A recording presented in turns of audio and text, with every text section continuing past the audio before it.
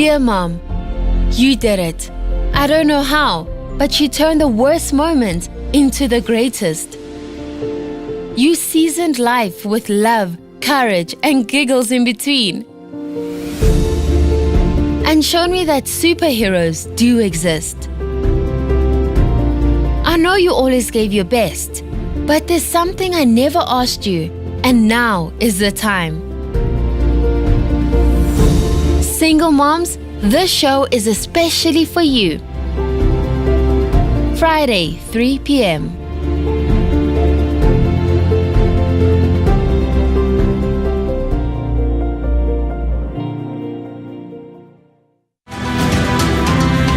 We are women. We are brave, strong,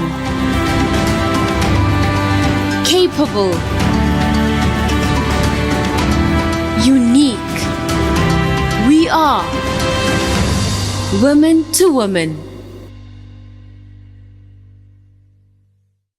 Good afternoon, South Africa. Again, welcome to Woman, and this month is special. In South Africa, it is Women's Month, so we have dedicated each one of our programs to bring about topics that are very relevant to our community. But it will bless you all around the world. Today, we are going to touch base on a very emotional topic. And forgive us if you're going to see some tears coming by.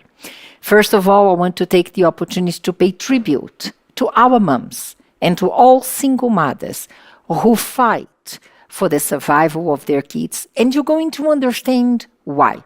More than often here, a part of Precious, we speak about the challenges and the wrong decisions we've made not to have a father figure. So we have heard us speak about that over and over. What you're going to be surprised is that among the 5 of us, 4 of us grew up with a single mother. And we are going to share with you what we have never asked them. And we did. And you're going to be surprised to our stories. So we have different backgrounds. We have different situations that brought us to the situation we were in, but we faced the same challenges that daughters of single mothers go through. Fact is, we very being always selfish. We never ask them what they really have been through. And you're going to be surprised that we grown up women, let me say over 30, not to speculate, and only now, most of them had the opportunity to sit down with their mothers and understand what they had been through. So who wants to start? I can start because I've been very open about my relationship with my dad before he passed. And I thank God for this opportunity because this was actually the first time that I got to sit down with my mother and find out what happened from her point of view, because I always had my own perception of what happened between them and their relationship. So it opened my eyes, and I now have a better understanding of what happened between the two of them. So I spoke to my mom, and my dad paid lobola for her after he found out that she was pregnant. So my mom says, in those times, being married was seen as a blessing. Like, she wanted to be married. She's the last born of 4. So her older siblings were all married. They all had families. So she looked up to them, and because she lost both of her parents very young, it was more of a way of having some sort of support, because losing her parents very young, she had to stay with relatives.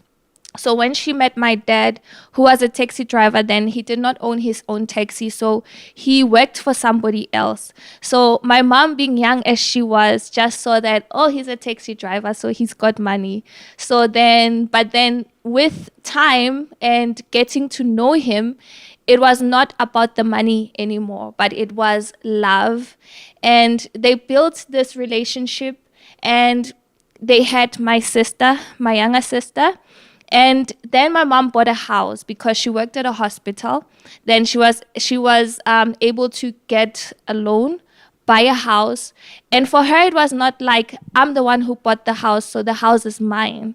It was like, okay, my dad brings his income from the taxis, and I'm just gonna build a family home for us, for us as a family. The problem started when my father's mother, from the rural area. So my dad is from Bizana in Transkei. So it's the rural areas. My dad was the firstborn.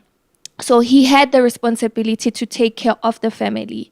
So the thing with my dad was, coming to Gauteng, it was to make money and eventually go back to Bizana to take care of the home. But that was not communicated in the beginning of the relationship. So my mom did not know that his plan was to go back home and take care of his mom and his siblings, because his dad had passed away. So that is where the relationship started breaking, because his mom wanted him there, his siblings wanted him there, my mom wanted him here, but he was going to go back there. So my mom had to choose. Do I go back to Bizana with the kids to be with him, or do I stay here? But then looking at the life that they had built so far, the house, the job, she found it very difficult to go to Bizana and be with him there. So that's how the separation happened. It was not because they did not love each other. There was a lot of love there, but because they both had different plans for the future. So that's how they separated. And one thing my mom always said was that she wished that she had asked him before what was his plan for the future. What did he plan for his life? And she did not. Unfortunately, she found out after having 2 kids, and that was when he made that decision was made. But she did say that she tried so much to keep him here with the family, but he chose to go. So there was nothing that she could do. And what did she never told you and your sister? The hardships of being a single mother. Yes, she does say that it was extremely difficult being a single mother. And I have to say that she did a great job, because we never felt the void of not having a father in the house. And she says that she did everything that she could to give us a good life. I remember, like, really the clothes that we would wear, the shops where she would buy clothes for us were like, very good shops back then. And she said she would take out loans just to, so it's like she gave us things, like material things, so that void could be filled. And I think it worked at that time, because we never really we never really felt the void of not having a father. And one of the reasons was because in the area we lived in, not a lot of homes did not have dads. So for me, it was something normal. And I remember how I found out that my dad left. I remember the day that he left, but it was like, he's going to Transkei, but he's coming back as he usually does. I got to know that he left for real at school. When one of the teachers who stays at the area, so she stays at the area and she was a teacher at our school.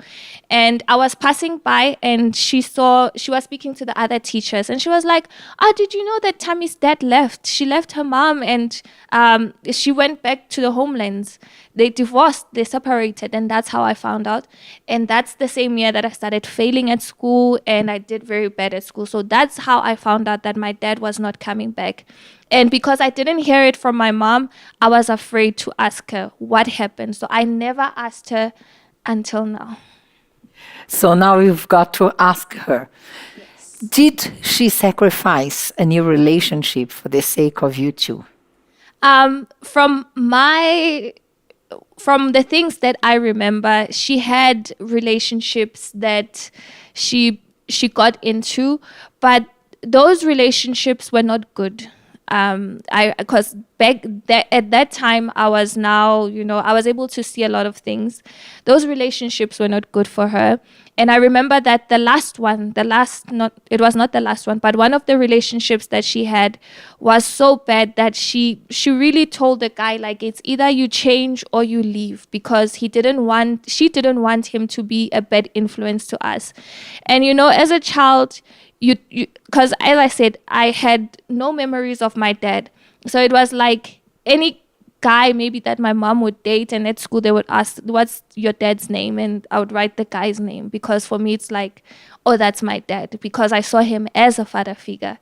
So she had other relationships, but they didn't work out. I didn't get deep into the reason why those relationships didn't work out, but I know for sure one of them was really toxic, and it would not work. It was just a bad relationship.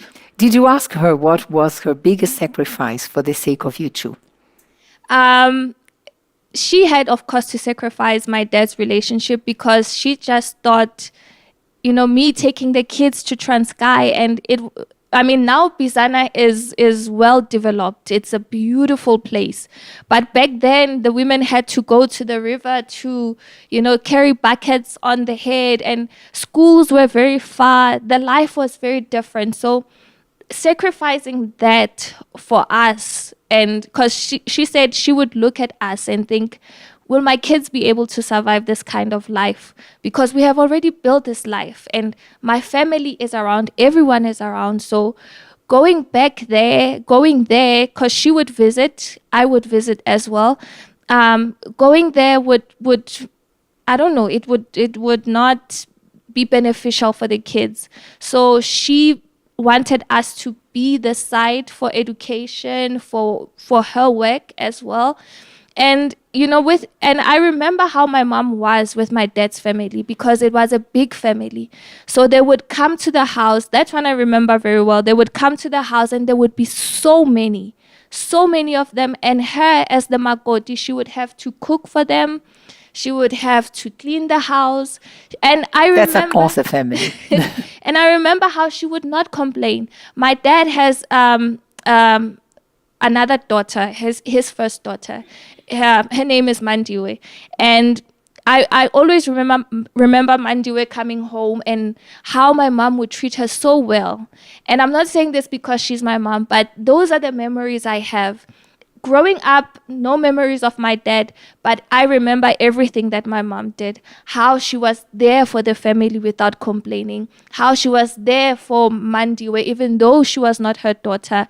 But she would welcome her so warmly. And she loved my dad. Like, honestly, I can say that she really loved him. Despite the fact that he did not have his own taxi at that time, she really loved him. And eventually he managed to get his own taxi, and that's when he left as well, because I think there were a lot of things that were happening in the taxi industry. So he left either because he said something that he was not supposed to say and his life was threatened, and in addition, of course, to the fact that his mom wanted him back home. So those were the factors that made my dad to leave. He left. He had other kids, my half sister and 2 brothers. And my mom knew of one, and we didn't know of the other 2, because when he left, he went to stay with the other woman there in Transkei. And well, when he got there, his life just got destroyed and he lost everything. Did he ever come this side? Did he ever speak with your mom again? Yes, when before he died, they were actually friends, which was good. And he would always say to my mom, like, I really loved you, like you were, and he said, and while speaking to my mom, he says his biggest regret was going back to Bizana. had he not gone back, he would have been here with her and building a family and building a life. So his biggest regret was going back to Bizana. He apologized so many times to her. And as I said before, that I do not remember if my dad ever apologized to me. But, it is what it is. But I forgave him. And before he died, we were building a great relationship. He had a great relationship with my husband. He told my husband things that, were always in his heart, that, his wishes, what he wanted. His wish was to have all of his kids together in one room, knowing each other. And that happened on the day of his funeral. So sad. Yeah, very So you sad. could say that your mom had to put her feelings aside, the love of her life, for the sake of you two. Yes, she really made a lot of sacrifices for us, and really it paid off, because she even says that my sister and I were so easy to raise because we did not give her any problems. She did not have to go out at night looking for one of us. We were always at home. We were well behaved. Of course, I believe that my sister had her own struggles inside. I had my own struggles inside, of which I would not have if my dad was around. But, my mom could not be both a mom and a dad at the same time. She really tried her But you best. tried. She really tried her best. And, we turned out really well, and I'm thankful for that. Silmara, your story is a bit different, but you end up being the daughter of a single mother. Yes. So my dad passed away when I was 2 years old. So they were married. They were married. I could see pictures of the wedding. It was a white wedding, a beautiful thing. And he passed away. And now my mom was with me alone. She was a housewife. She would not work. He was the one who would provide. And now she was alone. And the family of my dad was now against her. So she found herself with a money from the death of my father, the company that gave, and she bought a house for us. And after some years, she found my stepfather.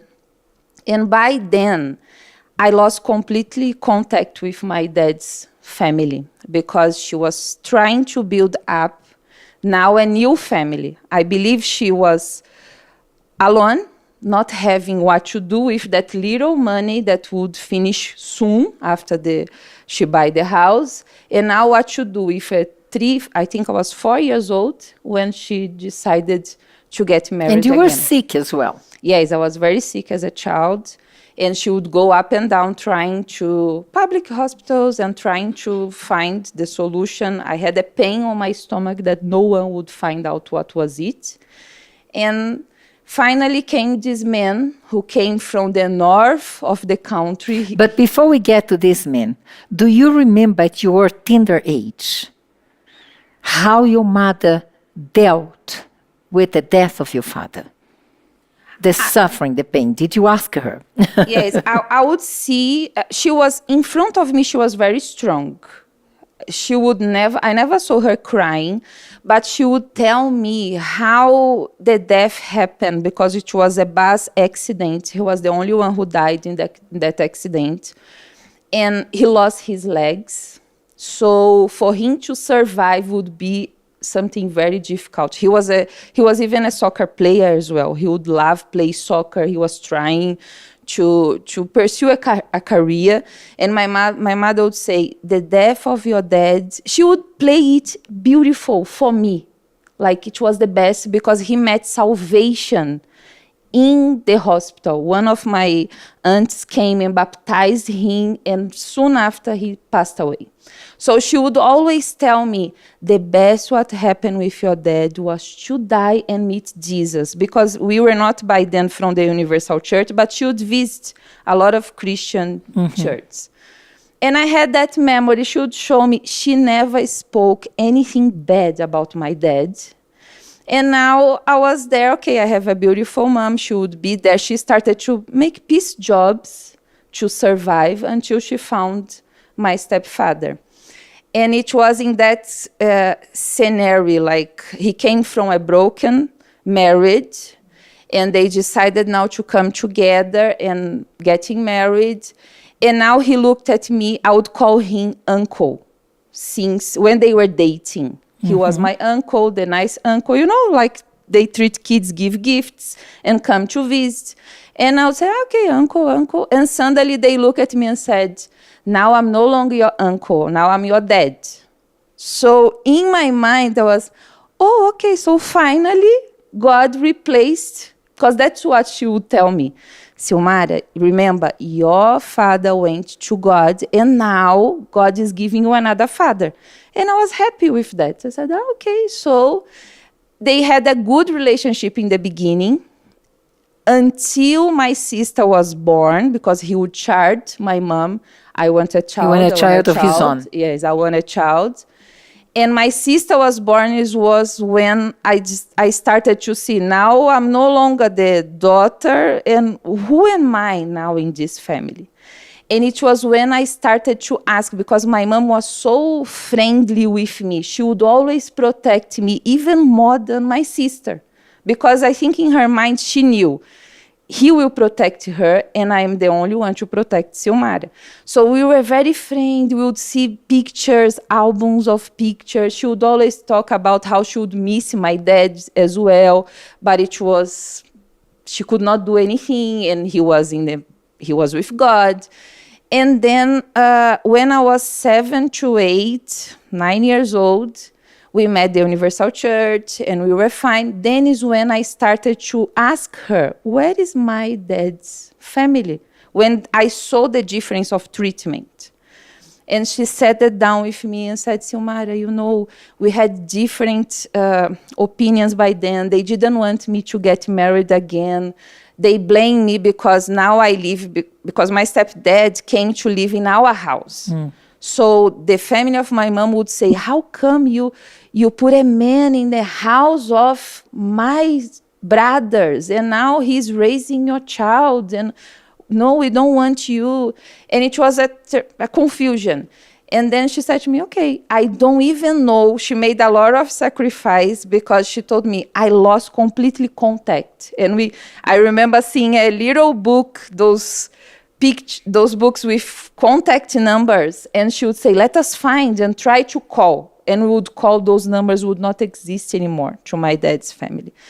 And she said, okay, they have a house in that place where you were born. And then I will go. Silmara, I don't know how they will treat us, because they never more spoke to me, but I'll go for you to have the opportunity to know them. And we went to the train, and my dad, by then, she hid from my dad. She gave my sister to be with someone to look after her. And she said, if your stepfather knows what we are doing, he will be very angry. And by then, he was already abusive, violent. And she said, but I will go, because you need to know who they are, and you need to see that you came from there as well. We went.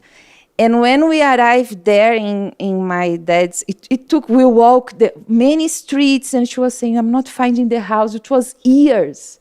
And the house looked different, and we were asking neighbors, do you know those people? And then they pointed the house, we went. I don't forget when we pressed the bell, like when my aunties, they saw me, they were shocked. And I had my grandfather there. They were really shocked. My grandfather was the one who really welcomed me, and my aunts, I could see how they would despise my mom. They were loving to have me there, but they would really look down. My mom was like, she was there, but she was not there. Everything they would ask me, and she was trying, no, you see how she's nice, now she grew up, and they were looking at her like, and talking to me, and my grandfather was the one trying to make peace.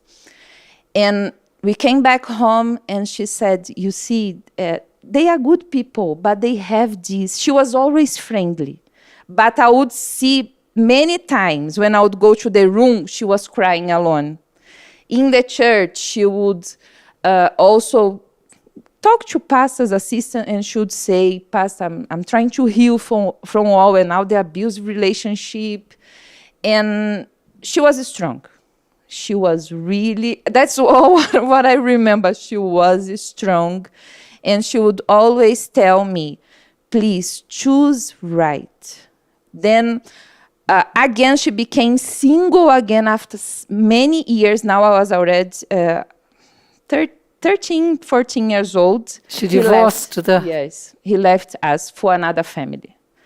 So she was again not working, and I was studying by then, and I had my sister, and she looked at me and said, Silmara, what we are going to do? Because we don't have an income. We only have this house again.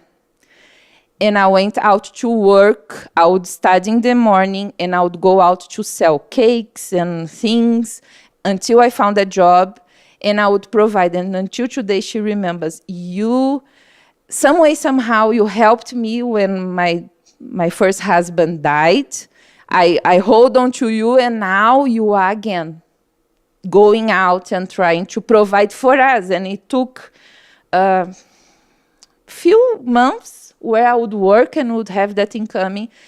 And I would not miss most my stepfather by then, because he would be very abusive. And then it was by the end for the good, and she was stronger again, because she went out and she found a job, and then I was working, she was working, and came again the part that he wanted to take the house. That was another difficult Your moment. stepfather. Yes, he wanted But it half. was not his house. Yes, he wanted half of the house, that because he made few improvements, and came another war, and that's when we had to be together again, and we need to look for lawyers, and he would come threatening me and my mom, and she was always, Silmara, we will make it. But of course, with the help of God, I think with the journey after we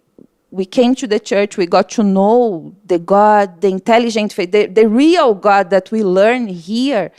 It was when everything, it was fights, but we would overcome.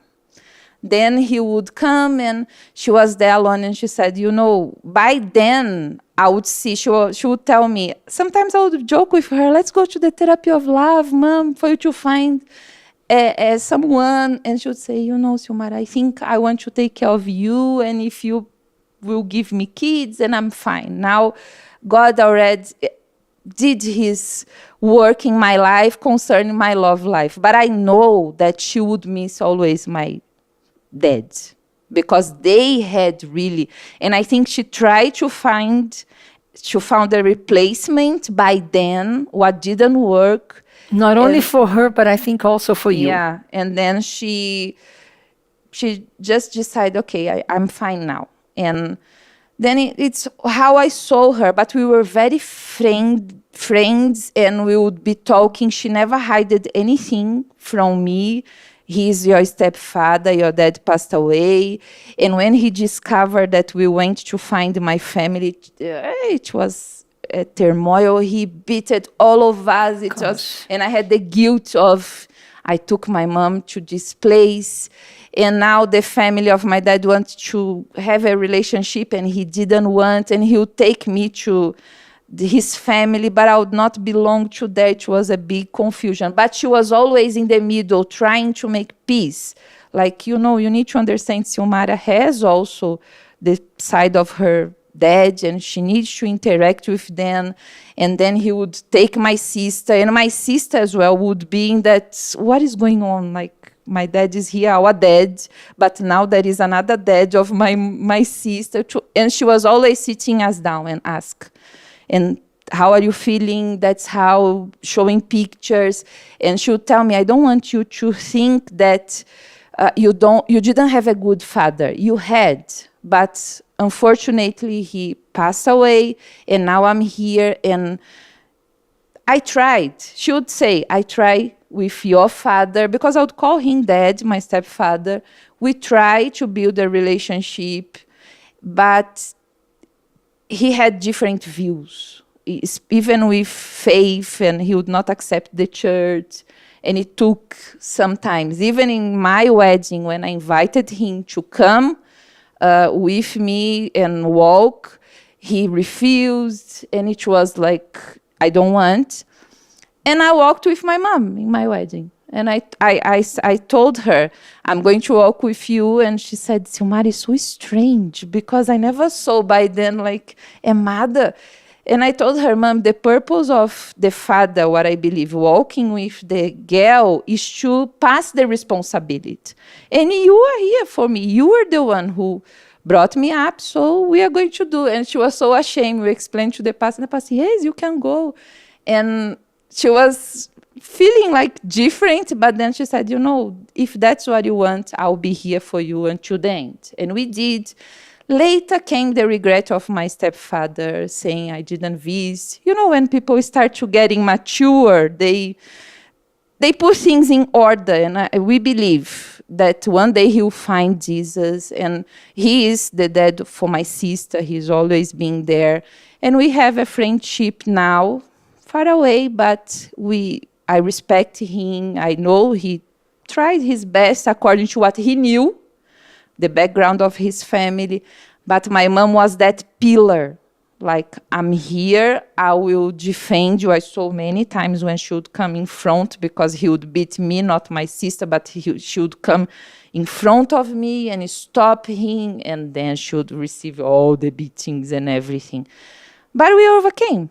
So, if you have to say, from all the sacrifices you saw your mother doing, what is the one that stands out the most? I think by the end now, saying, I don't want to try again, a new person, and I'm fine with God, I believe it's for the protection of me and my sister. That's what she decided to do. And that, for me, like being married and know the experience of having a blessed marriage, I wish she could have had this opportunity again. What she didn't live, I think the first, with my dad, she was married, I think 5 years. She was very young when he passed away. He was also, they were starting life. So, can you imagine the pain of a wife and a mother having to bury her husband and now take control of the whole family, not knowing what to do very young? Yeah. So she made a lot of sacrifice. What we see now, it pays off with her. She's happy. With my marriage, she's always say, I thank God that you managed to have a marriage that I wish you have, and you are blessed. You have a husband who respects you, and now my sister, she has kids. She's a granny, and she takes care of the kids, and my sister married. So it's kind of, and there is a very interesting point, because your mother now takes care or give counseling to the daughter. Tell them the story. Yeah, my mother now, she gives counseling to my. I was very afraid because my sister married again. Yeah. And when I saw my niece from the first marriage, I imagined me like now, how it's going to be. And she gives counseling to my No, but the sister. interesting point is that she is giving counseling to the daughter of her ex-husband. Yeah, she takes care of the daughter. Yeah, that's true. When that's a mother. Yeah. Once a mother of all. Yeah. And when my stepfather, he left, he built a family. And actually, we came to understand he left because the lover was already pregnant by then. So he left the marriage because of an affair. Yes. And then the baby was born, now the sister of my sister. And she came home and she gives now counseling she took care of that girl many times. And sometimes I would say, only God, how you look to the girl and you don't blame that girl, because in fact, the girl has nothing to do. But she would take care of the girl, and the girl call her auntie and come to the house, and now the girl is getting married, and she gives counseling, took her to the church, because that's another memory I had with my mom being strong. She took me to the church, she took my sister, she really hold on to God. She made like, God is my husband now. I tried, it didn't work now in my second marriage, and now God is my husband. So she treats the daughter of the affair as part of her family, because she understands she is the sister of my daughter, and she has nothing to do, and I take care of her as well. So she is the granny, she is the mother of all. the mother, who takes care of everyone. Isn't that beautiful? Poito Melo. Today, Precious here is just to contemplate and listen to our experiences and relate to that. Poito Melo. So Another daughter of a single, strong mother. Yeah, so thanks to this topic, I had an opportunity to speak to my mother about her life, about what you have never asked. Things that I had never asked. And I was quite surprised, because I was like, who are you? Like, I don't know these things about you. So I found out that my mom had a very difficult upbringing. She was raised by her grandparents. My grandmother was working, but also came home because, my mother's grandparents were very wealthy. So her mother felt that she didn't really need to work because they could take care of everyone. But her grandmother was very strict. She says when she thinks about it, sometimes she still gets sad up until today, because she would beat her like every day. And she understood that she was trying to teach her, housework and stuff, but she was a very tough woman, like very, very difficult, that nothing can be discussed or spoken. If you don't do as I said you should do, it warrants a beating. So she was beaten every day. She said she would be late for school every single day, and the teacher would beat her for being late, until one day the teacher asked her, like, but why are you late every day? And she had to explain that before I come to school, I have to go fetch, a bucket of water. I have to sweep the yard, and I have to put a pot of porridge on the stove. I cannot leave home until these 3 things are done. If I don't do them, when I get back home, I will not eat, because she will not give me food. So it was a very hard, and once the teacher knew that, he would not hit her anymore. Like, it was like he understood that she would be late. So she says that, but she admired her grandfather, and her grandmother used to call her the beloved one, because her grandfather really loved her and was fond of her. So maybe there was a bit of jealousy from the old lady, I don't know. But she says they were so different. And sometimes she would always wonder, how did these two come together? Because they're so different. She's so tough, and he is the kindest and most loving person in the world. And so she grew up that way. But now she appreciates all the things that she learned from her, even though, she was a tough woman. And so she grew up. When she was 11, her grandparents passed away within a week of each other. And life became difficult because the riches and all of that were, the grandparents, the children did not know how to manage the wealth that their parents had. And her grandparents were God-fearing people, and none of their children went to church, feared God, and all of that. So all of that eventually, vanished because they were not responsible. So she had to work to take care of her mother, who was already home, depending on her own parents, to raise her, older brother and her youngest brother. I think at the time she said my youngest uncle must have been 6 or 8 years old. So she raised my uncle. And so her story is that, she always wanted a family because she admired what my grandmother and what her grandmother and grandfather had, my great-grandparents. She admired that, unity. And her mom was not married. She knows who her father is, but they did not get married. He went on to marry someone else.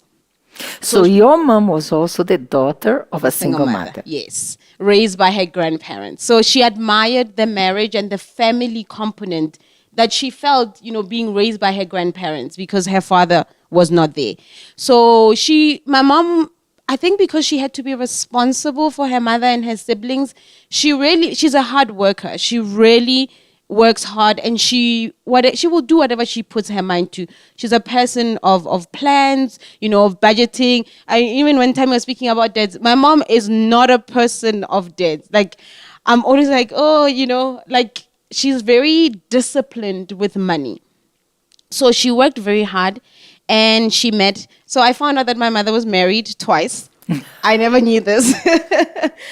So she met her first husband, and she says within 2 years of being together, she said one thing that was always common was that the men that she dated, they would always say, I want you to be my wife. Like, I don't know whether they saw that she wanted a family, or they saw her hard work and felt like this would be a good one to build a family with.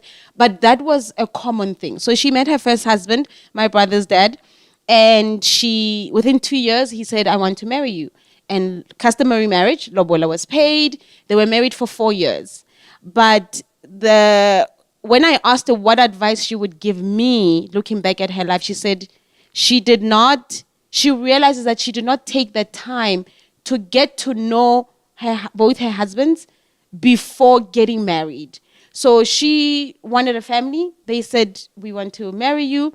She accepted. Lobola was paid. But basically, that is how it happened in old days. Yeah. So they got married. And then after the marriage, the behavior was changing. But she says it was changing, but she's not sure if maybe that person was that way and she just never took the time to notice or to ask questions. So in this marriage, then he started, cheating, not being responsible in the home. And my mom is very disciplined because of how she was raised by her grandmother, who was very tough. With my mom, a lot of things are either black or white. Like, she doesn't do very well with gray areas. So she would struggle with that because she saw how faithful her grandfather was and how loving he was. And she wasn't finding that in her husband. Both husbands, but the first husband. So after my brothers were born, then eventually they got divorced. Like, she couldn't handle it anymore. And her first husband said to her, you are a fool to leave me. And she said, no problem, but I'm not going to take this. And then she met my dad, and also within 2 years. Whom you didn't know? They were not the same person? No, I didn't know that my brothers were not my father's children. I didn't know because we were raised by my mom, and they are my brothers, and we are close and we love each other.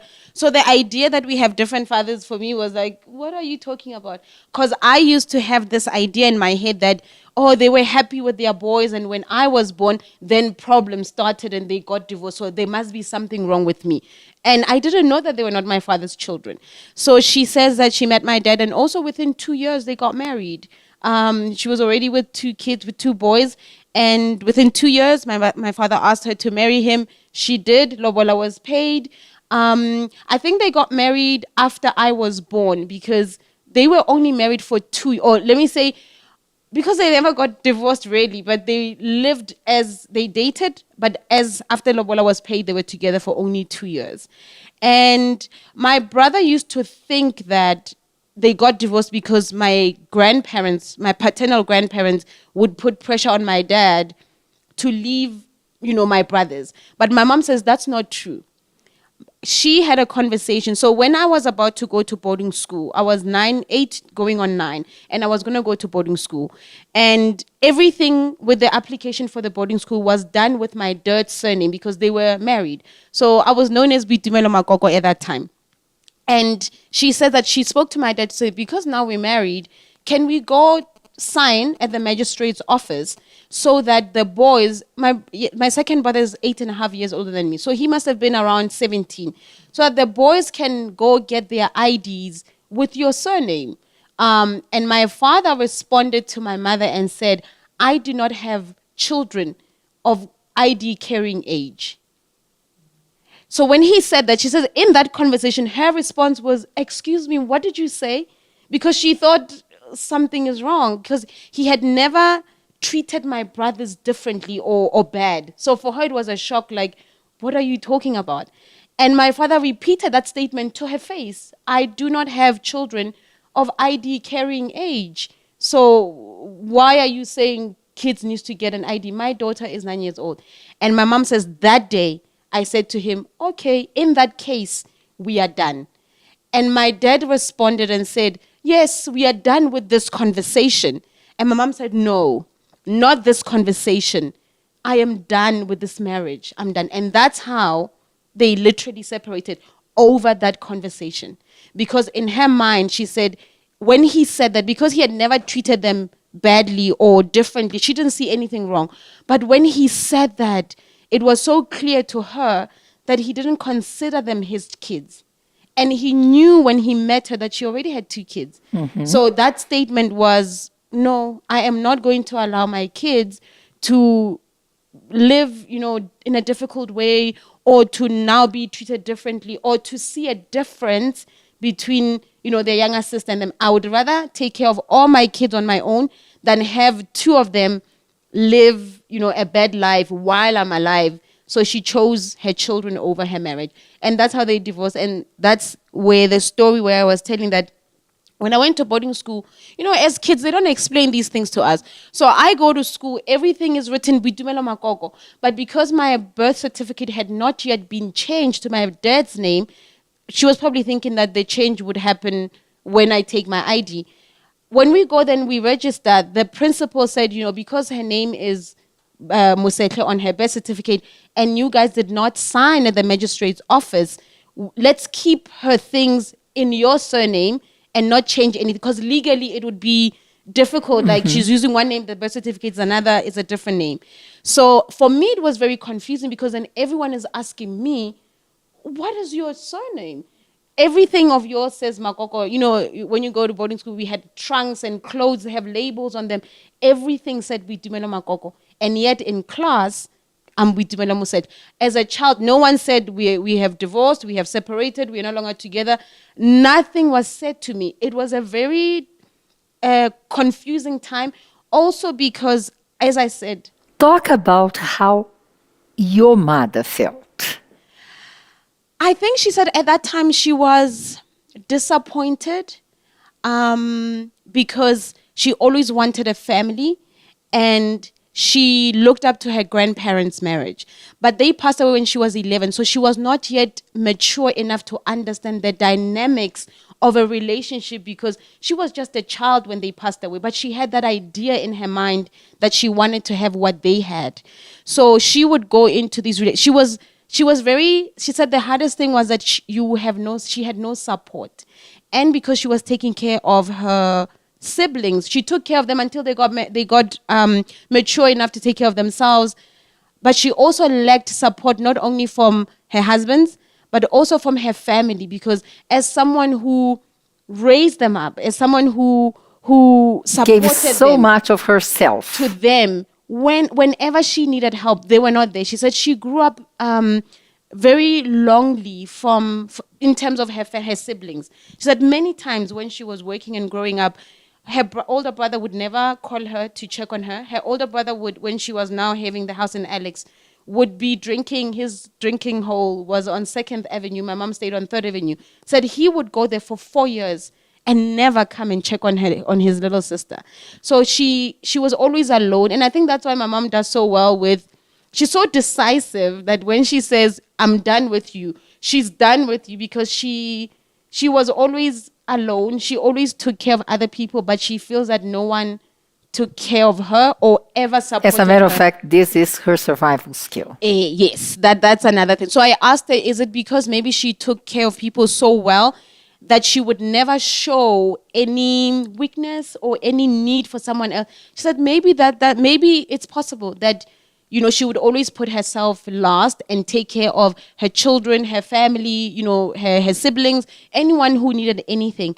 But when she would approach them in that moment where she needed help, and knowing that it would be very difficult for her to even articulate that she needs help, every time the response will be like, hi, but when you have money? They always had an impression that she had money. And she said, I never understood what they're talking about, because I had 3 kids. I'm a single mother.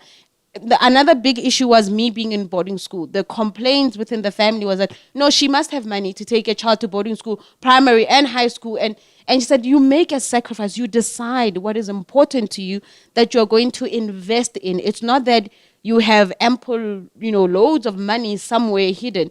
But every time she would ask for help, they would say to her, you have money, so why are you coming to us?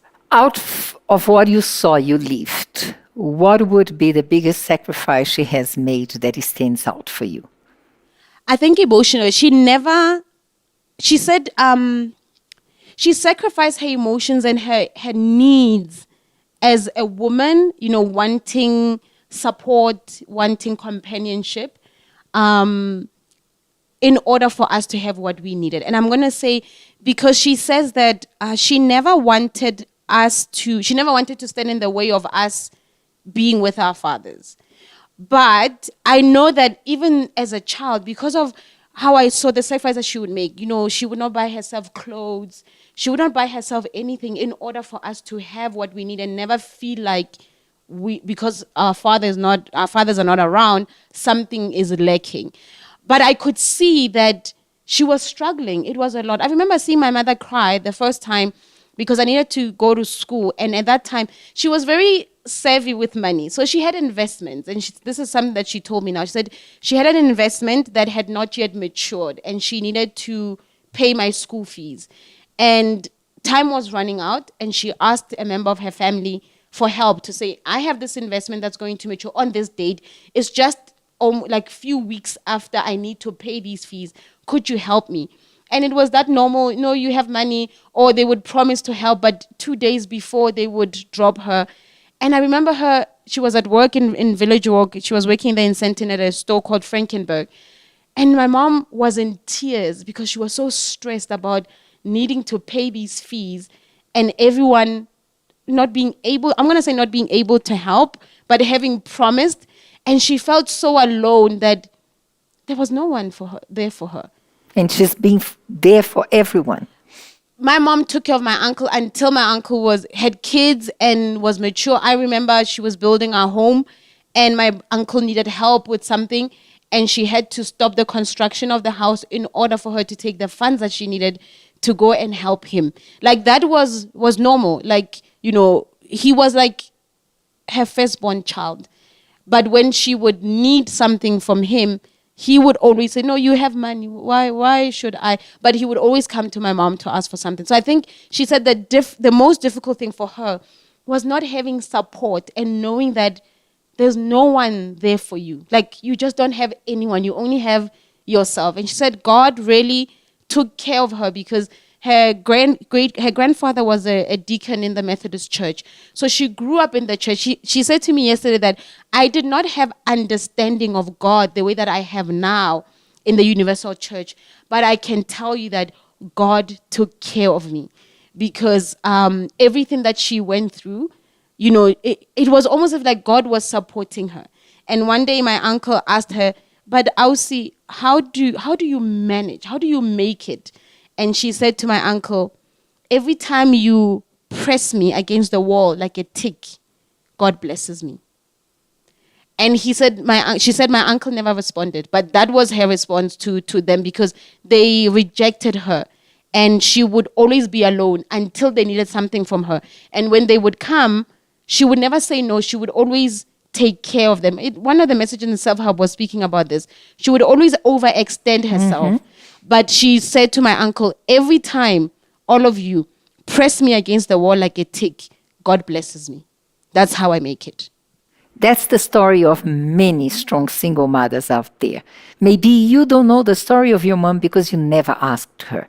Precious, I'm going to give you the opportunity to call for the stats about single mothers in South Africa. You can do it. Okay, so right now we're going to see the shocking stats that actually we were also shocked as the cast to see of the single mothers, not only in South Africa, but in Africa. Thank you.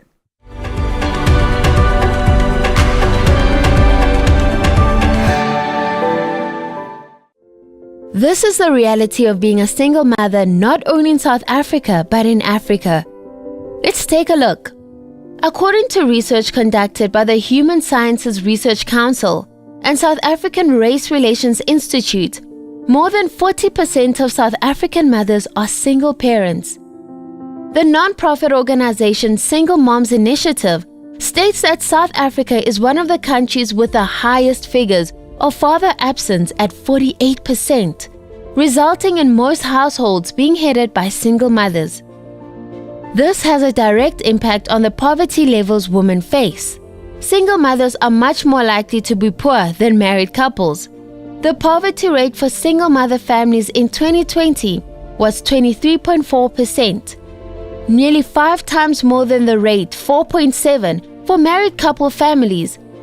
Among children living with a mother only, 38.1% live in poverty. The picture gets even more grim as we continue beyond our borders. In 2020, a Gallup poll revealed Sub-Saharan Africa has the highest percentage of single mothers worldwide, at 32%. In African countries, the total likelihood of ever being a single mother by the age of 45 is quite substantial.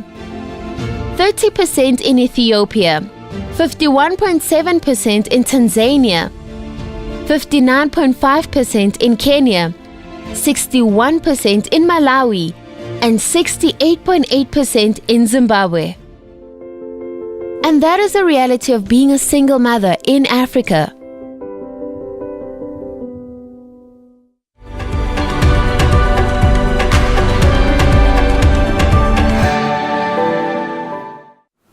As shocking as the stats are, we're also going to be sharing with you the main challenges that a lot of single moms go through.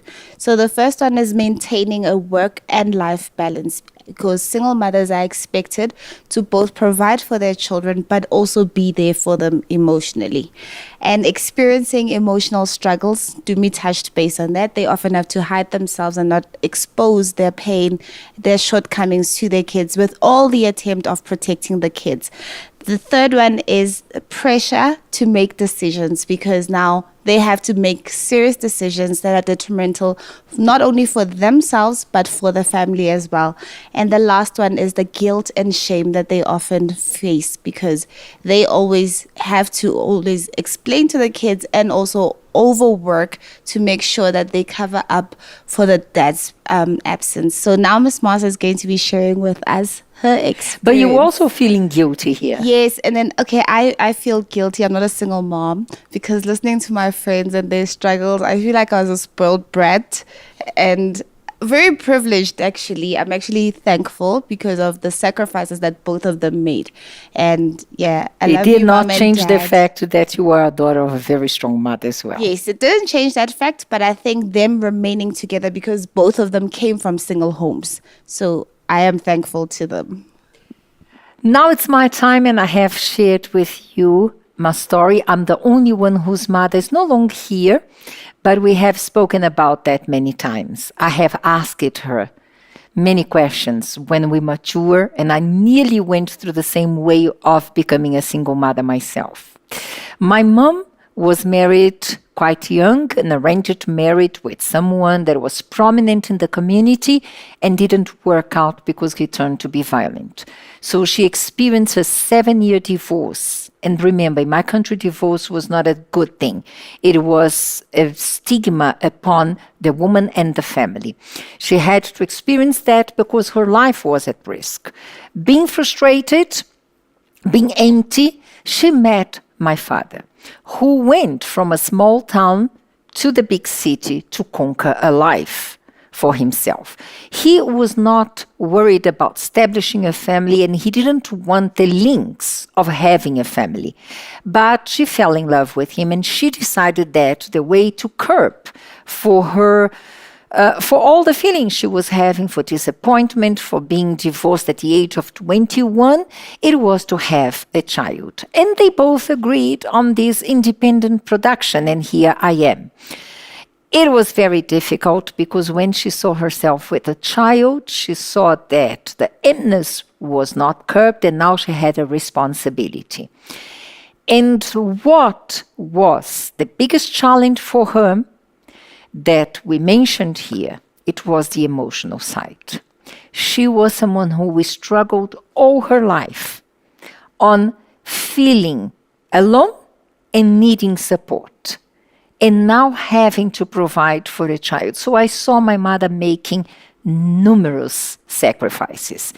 And one that stood out for me the most, it was the fact that when she went into a new relationship and she was pregnant of my brother, she found out he was married. And she, 8 months and a half pregnant, she opened the door of the house and said, "You go. I'm not going to destroy your marriage. As I brought up my child alone, I will bring this one again."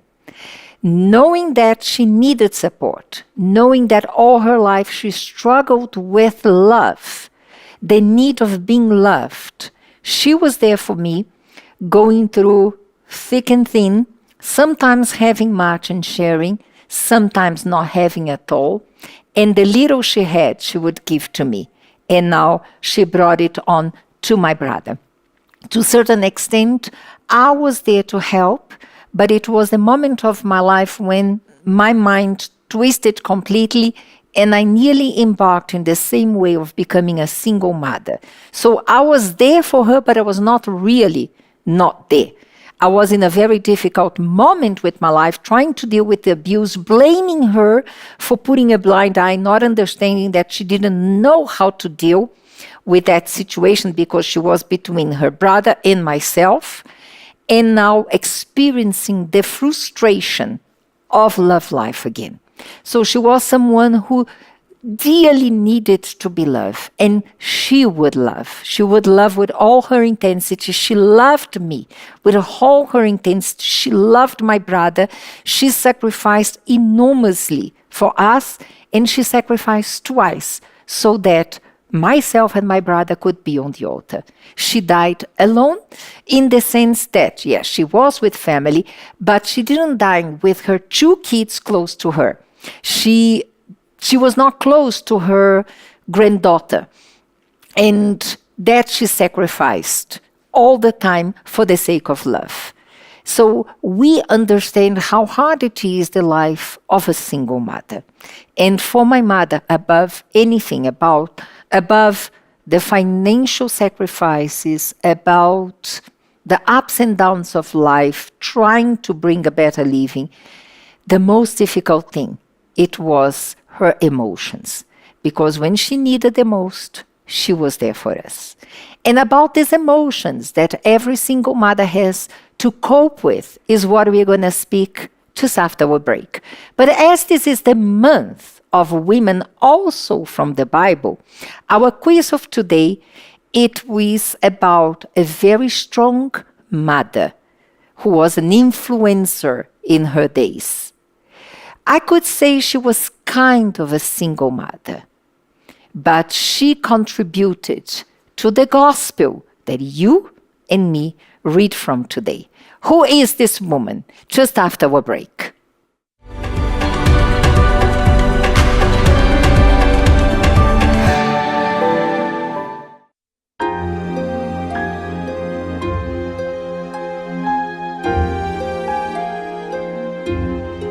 In your eye,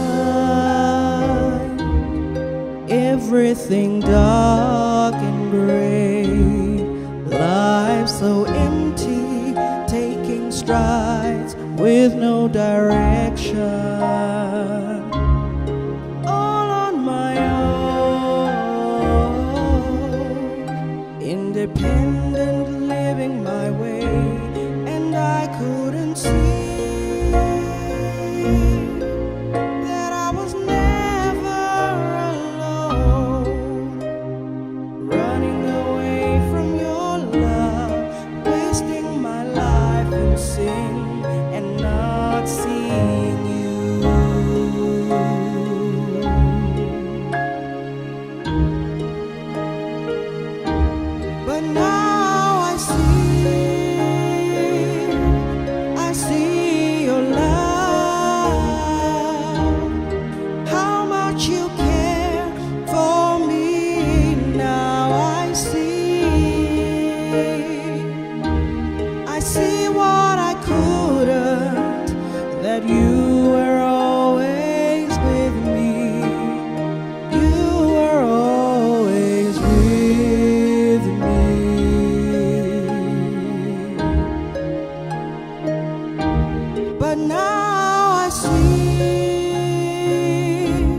I see your love,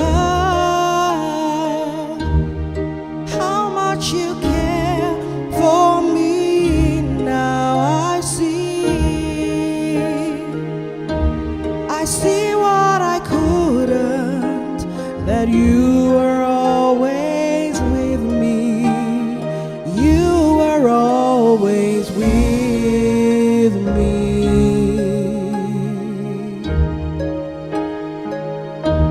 And I couldn't see that I was never alone, running away from your love, wasting my life in sin and not seeing you.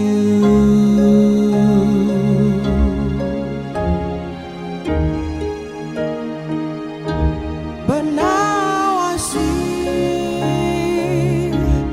see your love, how much you care for me. Now I see what I couldn't, that you were always with me. You were always with me.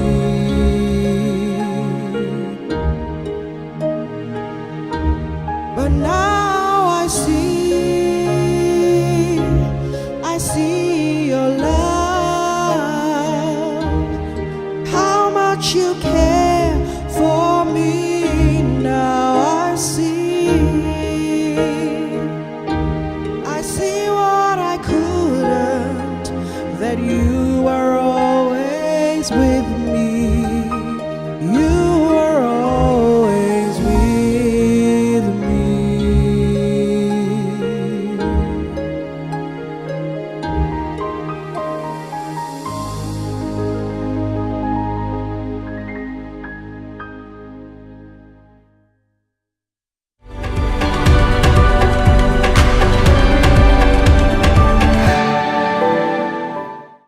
Welcome, and now we are going to explore the real point of the show, the emotional side.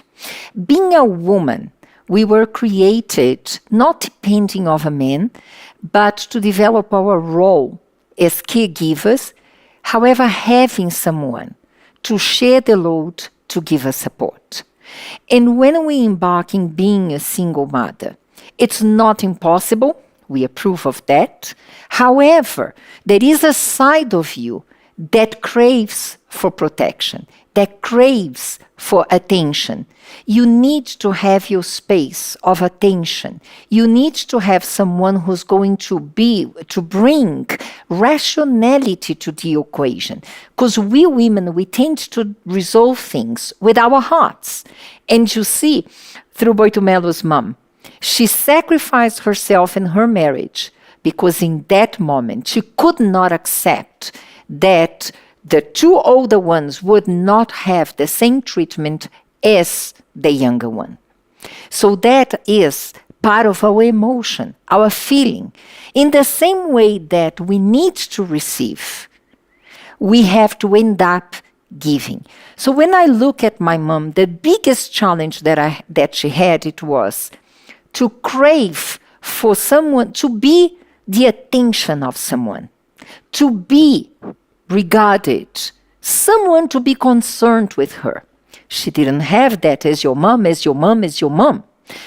And still, she had to extend it to me and to my brother, as your mother had to extend to your siblings, to yourself, and bring you up. They did a great job. We are here. But they paid a very difficult price, the price of rejection, the price of loneliness, the price of uncertainty for tomorrow, the responsibility to know that she was the mother and the father, and what would be the outcome of these children if she was alone. She didn't have whom to count on. They struggled financially.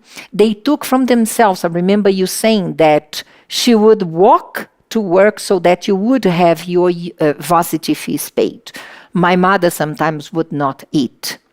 Your mother made a lot of sacrifices. She would not dress the way she would dress you two. Your mother had to work hard to bring you. And your mother as well, coming out of a broken family, she had to start very young in life. So the sacrifices will be there. And when they crave the most to be the focus of attention, the focus of care, the focus of love of someone, they don't have it. So the emotional part, it's very hard because it's more like you have to give what you don't have. You have to extend what you didn't receive. They became very strong, but it did not come without a cost. And sadly today, with those that have a choice, you hear them often neglecting the happiness of their kids, because as we listened to all of the story, the main focal point of those moms was always the well-being of their kids, as best as they could provide that security for them. But today you'll hear a lot of them being resentful because they haven't maybe asked that question. She's quick to quit on a relationship that actually can be worked on and say, if I made it as a single mother's daughter, this one will need to toughen up and do it. And you hear people also, the friends also saying, the community, because your circle maybe is single moms, they'll say, no, don't worry, come out of it. Kids are resilient. They adapt quickly. But today, and I think even with past programs, we got to see the other side, that the emotional consequences are really actually much more bigger on both sides than we often focus on kids alone. But today we're seeing the spectrum from the mom's side. And it was not the purpose of God. God knew our need as women to be protected, to be cared for, to be the focus of attention. And that's why he has prepared family to have a husband and a wife, a mother and a father. Things didn't turn for many of us the way that God has planned, but fact is, we still have a choice, and we are going to talk about that choice shortly. However, now I wanted to talk about this woman of the Bible, this mother of great influence, an influencer of her ages. Did you try to find out who she is? Let me read 2 Timothy, I gave it in 1:5. When I call to remembrance the genuine faith that is in you, which dwelt first in your grandmother Louis and your mother Eunice, I am persuaded is in you also. Eunice, the mother of Timothy, is considered today the role model of motherhood.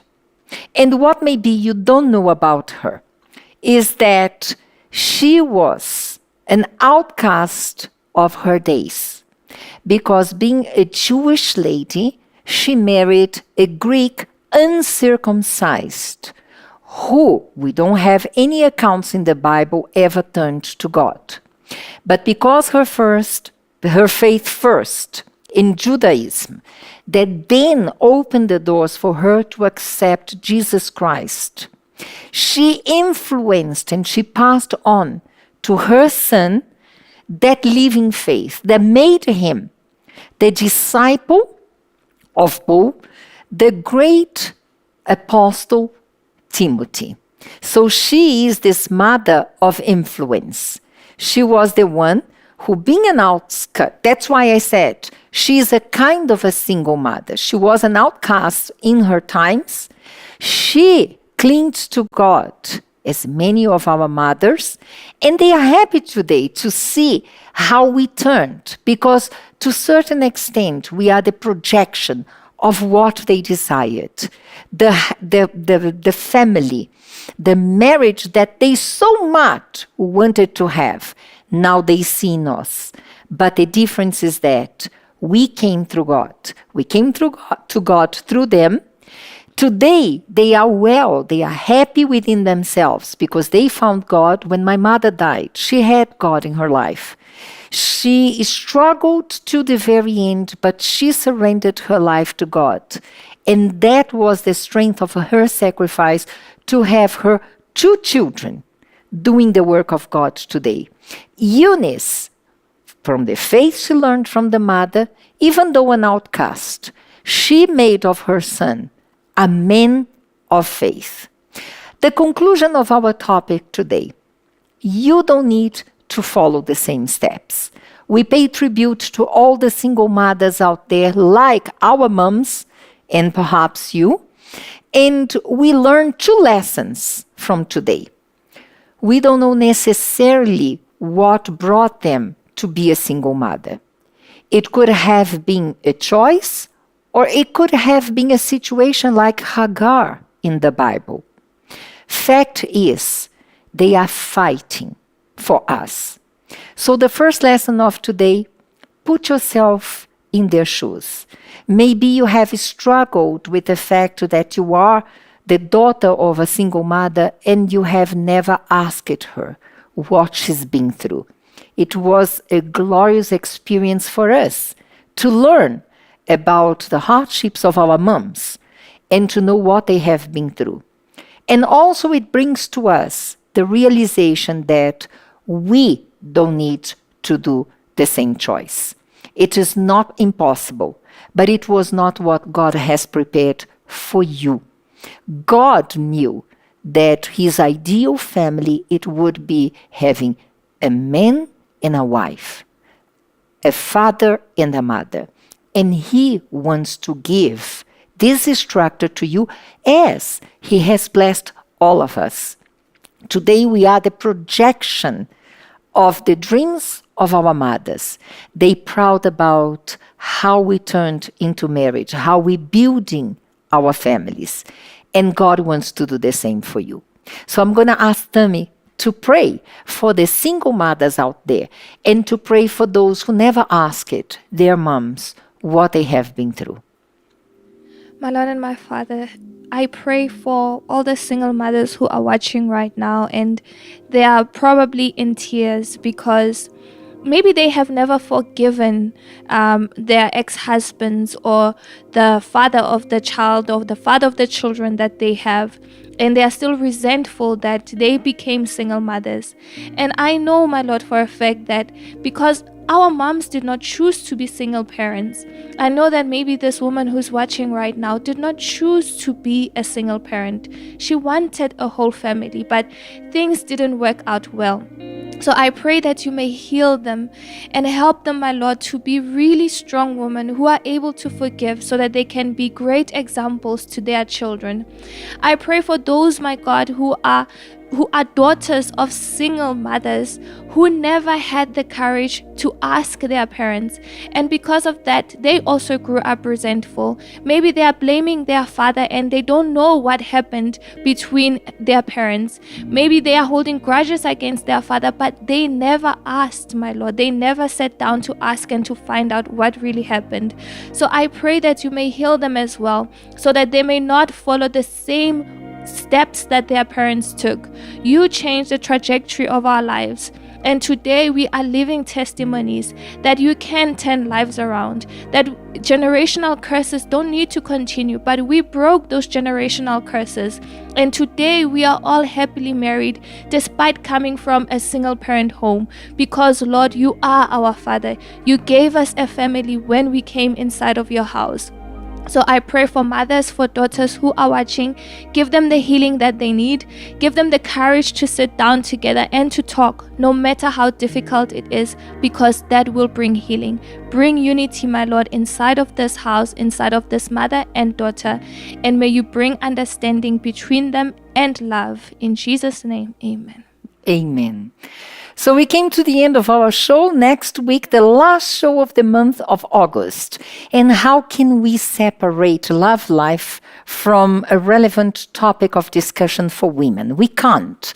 Next week, we are going to explore relationship sabotage. And believe me, many times as a result of having that idea, I didn't have a father figure.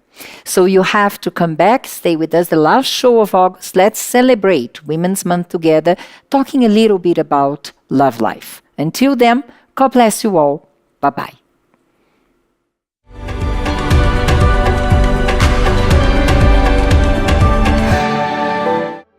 So there was a knock on the door. When I opened, a note that said, "Meet me at 6."